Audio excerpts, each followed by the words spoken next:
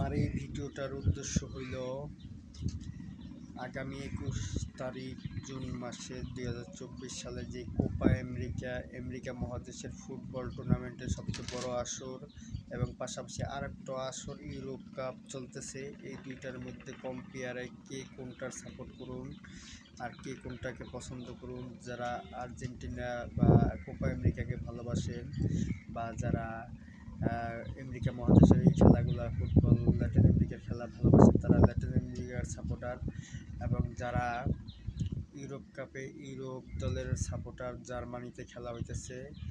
এই খেলার German, France, Italy, ইউরোপের বড় বড় শক্তিশালী দেশ খেলবে সেখানে। এই দুটার মধ্যে কম্পেয়ার করতেছি, দেখি কে কোনটার সাপোর্টার। তারা এই কমেন্টে জানাবেন এবং লাইক শেয়ার দিবেন। আমার ভিডিওটা বেশি বড় করব না, এইটাই আমার বলার উদ্দেশ্য। এখন কে কোনটা